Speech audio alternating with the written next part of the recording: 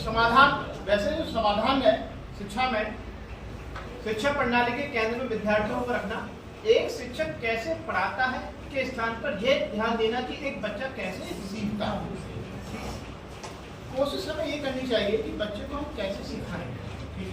हम भी जैसे बच्चों को टॉपिक देने के बाद हम ये कहते हैं भी ये टॉपिक है और उसको आप इस टॉपिक पे आप TLM बना के लाइए और TLM बनाने के बाद उसको उस पर TLM बेस पर आप उसको क्या कॉन्सेप्ट है उसको याद कीजिए और यहाँ पर आके अपने बच्चों के समूह के साथ उसको रिप्रेजेंट कीजिए और बच्चे यहाँ पर आकर करते हैं तो साथ में क्या है कि बच्चों को मोटिवेशन मिलता है। और हमने बच्चों को क्या लालच रखा है कि हम भाई जो आप रिप्रेजेंट करेंगे हम इसका आपका वीडियो क्रिएट करेंगे तो बच्चे बहुत अच्छी तैयारी करता है, माने 1 बार 2 बार 3 बार 4 बार वो घर पर पढ़ता है और जब वो वीडियो उसका रिप्रेजेंट किया जाता है और उसको घर वालों को भी दिया जाता है कि आपके बच्चे ने ये रिप्रेजेंट किया और उसके साथ ही बच्चों को दिखाते हैं तो साथी जो माने जो बच्चे उसके मित्र होते हैं वो भी देख के बड़े इंस्पायर होते हैं कि ये भी कर सकता है तो मैं भी कर सकता हूँ। तो अगला बच्चा फिर मोटिवेट होता है और वो हाथ खड़े करके राइज अप करता है सर मुझे भी टॉपिक दीजिए। तो एक बच्चे को हमने मोटिवेट किया, दूसरा बच्चा अपने आप ऑलरेडी मोटिवेट हो गया। तो कोशिश हमारी उपचारात्मक में यही तो है कि हम सभी बच्चों को सामान्य कैसे बनाएं। तो यही हमारा प्रयास होना चाहिए। तो पंचकोश विकास में संदर्भित 5 परतों के आयु उपयुक्त विकास पर ध्यान देने की आवश्यकता है जिससे बच्चों के संपूर्ण व्यक्तित्व के विकास पर बल दिया जाए। तो अभी हमने सभी शिक्षक साथियों ने ग्रुप के माध्यम से संपूर्ण व्यक्तित्व विकास के बारे में काफी चर्चा की। मैम थोड़ा आगे। शिक्षा का पंचकोश सिद्धांत सीखने का एक सरल दृष्टिकोण है जो भारतीय दर्शन पर आधारित है। तो आपने देखा होगा गुरु शिक्षा जो प्रणाली थी पहले ऐसा नहीं था। हम लोग सब पहले इस तरह के रूम्स वगैरह नहीं थे। आपको भी याद होगा हम लोग टीचर से पहले गुरु शिष्य परंपरा थी। हमें अच्छी तरह याद है कि हम अपने पहले तो ये कॉन्वेंट स्कूल और ये थे ही नहीं, चुंगी स्कूल में हम लोग चुंगी स्कूल में पढ़े हुए टीचर्स हैं और वहाँ पर हम टाट बोरी लेकर जाते थे पढ़ने के लिए और अपनी एक एल्यूमिनियम का बॉक्स होता था, माने वही थैला भी कभी कभी लेके जाते थे, उसमें टाट रख के ले जाते थे और वहाँ पर रखते थे और बिछाते थे, बैठते थे और पढ़ते थे, पट्टी ले जाते थे। तो माने ऐसी विषम परिस्थितियों में हमने हम लोगों ने पढ़ाई की और आज यहाँ पर आप सबके समझ अपना प्रस्तुतिकरण दे रहे हैं। तो क्या है ये सब। और उस समय टीचर्स केवल हमें क्या करता था, बहुत अनुभव के साथ पढ़ाता था, एग्जाम्पल दे देकर, माने व्यवहारिक रूप का ज्ञान दे देकर। लेकिन थोड़ा आज का परिवेश देखा जाए तो थोड़ा सा हट गया है। लेकिन अब उत्तर प्रदेश शासन क्या चाहता है हमसे, क्वालिटी एजुकेशन, शिक्षा की गुणवत्ता। और हम लोग रिमीडियल टीचिंग की बात कर रहे हैं। तो रिमीडियल टीचिंग की इसलिए बात कर रहे हैं कि अब बच्चा क्या है, समान बच्चों की तरह ना रहकर थोड़ा कमजोर हो गया है। और आप जानते हैं कमजोर होने के कारण बहुत सारे कारण हैं कि आजकल बच्चों को मोबाइल की जो लत लगी हुई है सभी के, माने आपने देखा होगा, जगह जगह आपने देखा भी होगा कि बच्चा यदि नहीं देखा होगा, नॉर्मली रूप से आपने देखा मोबाइल पकड़ा दीजिए जाता है, गेम खेलो। आजकल छोटे बच्चे भी यदि आपने देखे हैं तो पेरेंट्स तुरंत मोबाइल दे देते हैं कि लो पकड़ो मोबाइल, दे देते नहीं दे देते। पहले ऐसा नहीं था, खाना भी मोबाइल से खाता है। आज 4 मित्र बैठे हो तो चारों पे 4 मोबाइल से लगे होंगे लेकिन आपस में कोई बात नहीं। आज की दृष्टि है ये, आज का परिवेश है ये। और लेकिन बात करिए दुखदायी है। दुखदायी क्यों है? क्योंकि आजकल सामाजिकता खत्म सी होती जा रही है। मैं आपको एग्जाम्पल, बहुत सारे एग्जाम्पल हैं। पहले मैं और अंदर नहीं जाऊंगा। तो यह सिद्धांत मानव अस्तित्व की 5 परतों या कोषों को पहचानता है जो बच्चों के संतुलित विकास में योगदान करते हैं। तो पंचकोश सिद्धांत, मैम आगे थोड़ा सा, जो कोष थे 5, उनको सिंपल तरीके से हमने जो डिवाइड किया है यह शरीर में ऊर्जा के 5 स्तरों में विश्वास करता है, अर्थात बच्चे का शारीरिक, मानसिक, सामाजिक, भावनात्मक और आध्यात्मिक, जो हम अभी डिस्कस कर चुके हैं कि शारीरिक अच्छा होना चाहिए, उसका मानसिक अच्छा होना चाहिए, सामाजिक होना चाहिए, भावनात्मक होना चाहिए और उसका आध्यात्मिक होना चाहिए।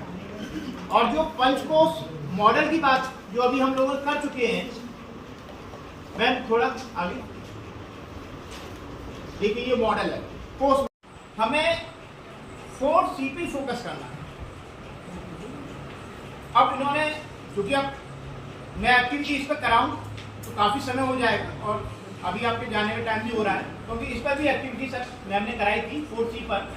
उन्होंने 4 पर्चियां बनवाई थी हमसे और एक एक ग्रुप से पर्चियां निकलवाई थी कि कम्युनिकेशन, कोलैबोरेशन, सहयोग, क्रिएटिविटी पर आप चार्ट बनाइए और चार्ट बनाकर आप यहाँ पर रिप्रेजेंट कीजिए। तो नोट कर लें आप ये चीज, क्योंकि ये जरूरी है, क्योंकि आप डिस्ट्रिक्ट पर ट्रेनिंग देंगे तो आपको क्या क्या एक्टिविटी करानी है वो चीज आप अपने माइंड में सेटअप कर लीजिए कि किस किस पे एक्टिविटी होगी। तो ये 4C कॉन्सेप्ट जो है उस पर एक्टिविटी है ये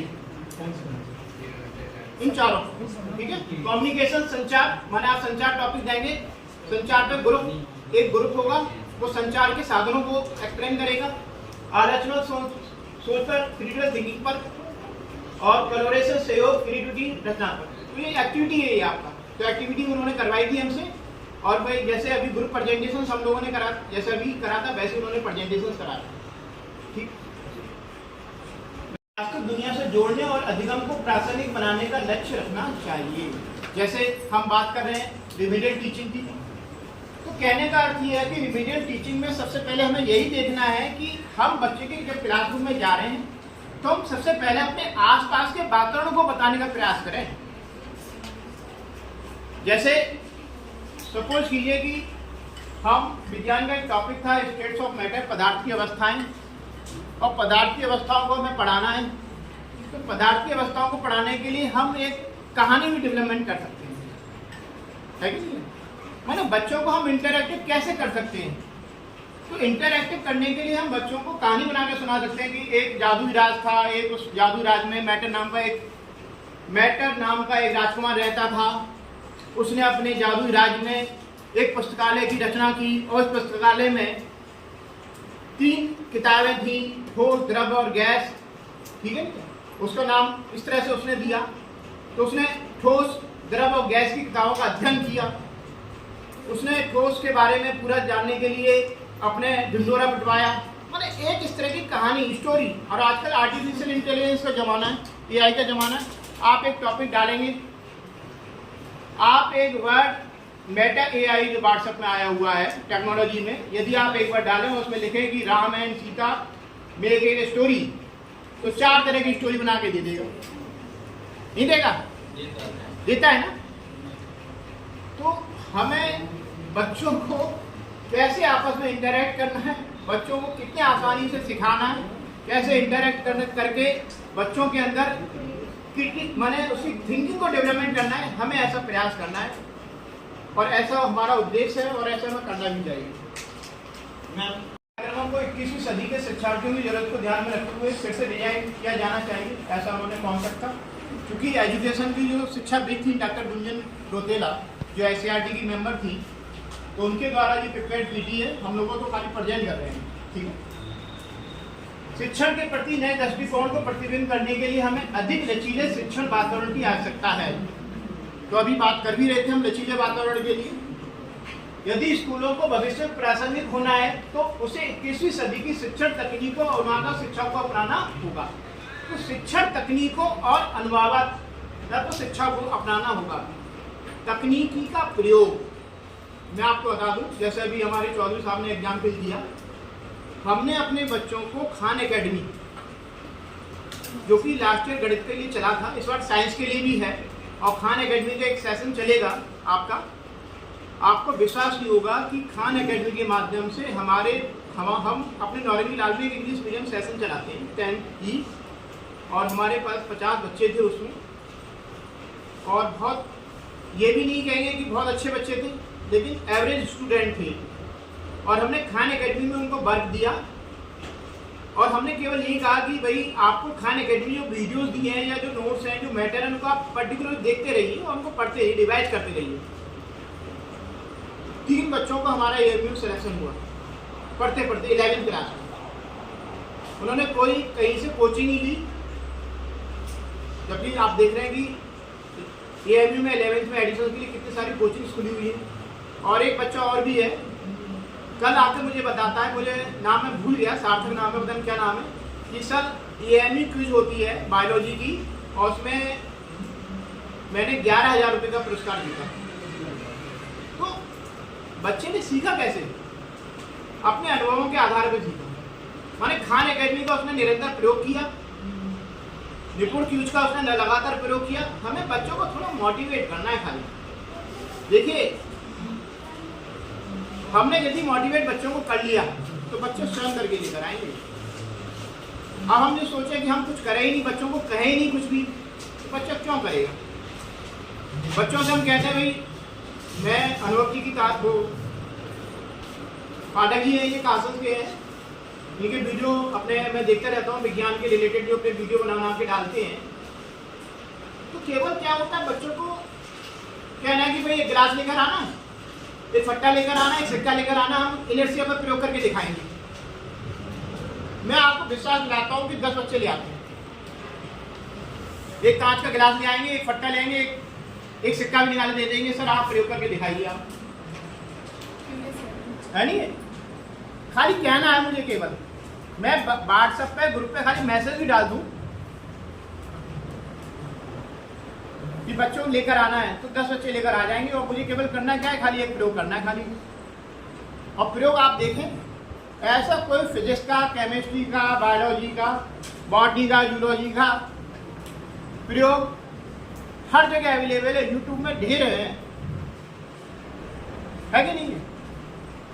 आप चैनल यूट्यूब निकालिए, एक सर्च मारें, आप बहुत सारे प्रयोग आप दे सकते हैं। डीएलएम आप देखते देखते थक जाएंगे, लेकिन आपके प्रयोग खत्म नहीं होंगे, इतने सारे प्रयोग हैं। हमें क्या करना है, रिपीटेशन ही तो करना है बच्चों के सामने।